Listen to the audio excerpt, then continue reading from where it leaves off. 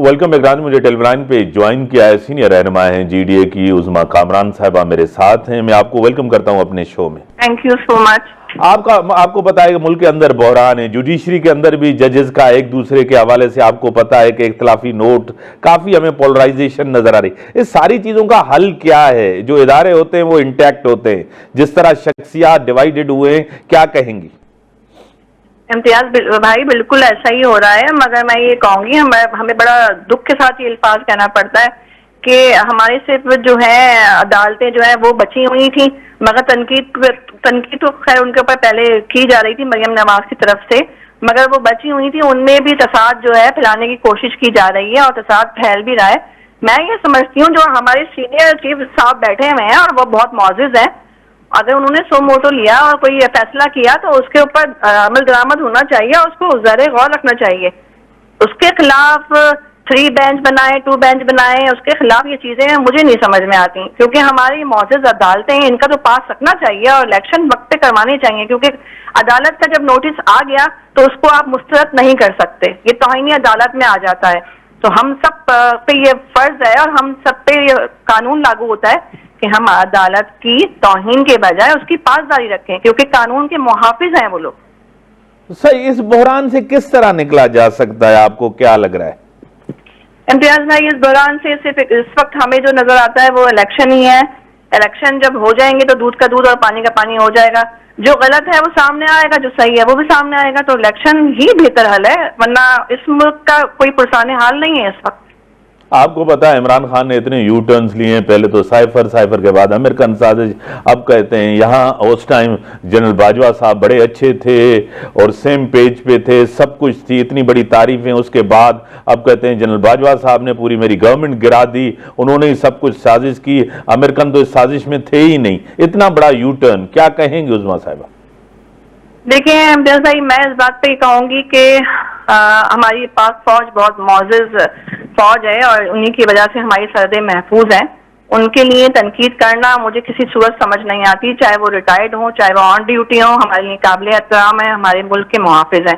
तो ये इस तरह के बयानात जो है वो हरगिज किसी को भी नहीं देना चाहिए, चाहे वो खान साहब हो, चाहे वो मरियम नवाज हो। मगर एक समझदार और एक अच्छा लीडर, उसकी निशानी और पहचान यही होती है कि वो अपनी फौज की पासदारी करे, उनका एहतराम करे।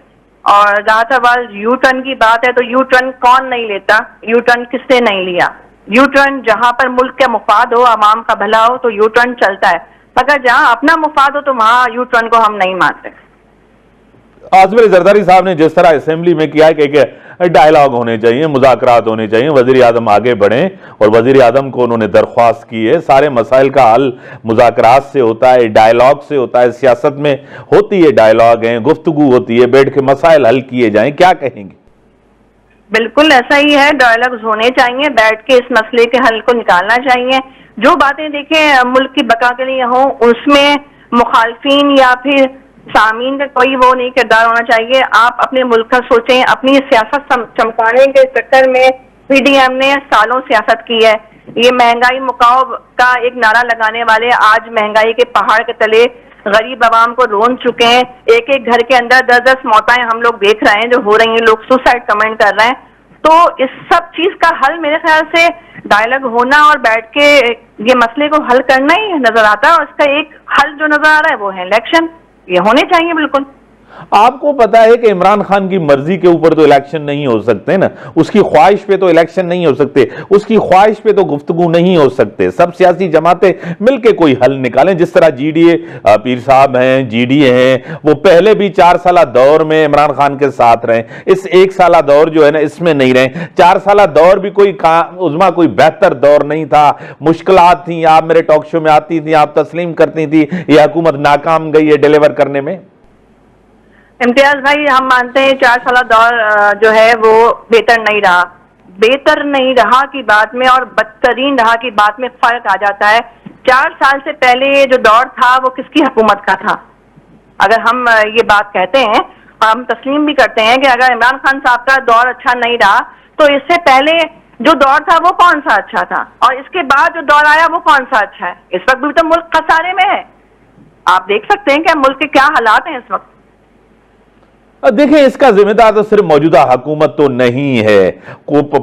پچھلے 4 سالہ دور میں کہاں عوام کے مسائل حل ہوئے؟ کہاں کوئی ایک آپ ایک کوئی سیکٹر بتائیں, کوئی ایک آپ چیز مجھے بتائیں جو ملک کے اندر بہتر ہو. انڈسٹری کے اندر بہتری آئی, اسٹیٹ آرگنائزیشنز جو تھی PIA کے اندر بہتری آئی, اسٹیل میل چلی, لوگوں کو روزگار ملا, لوگ تو بے روزگار ہوئے اس دور میں بھی.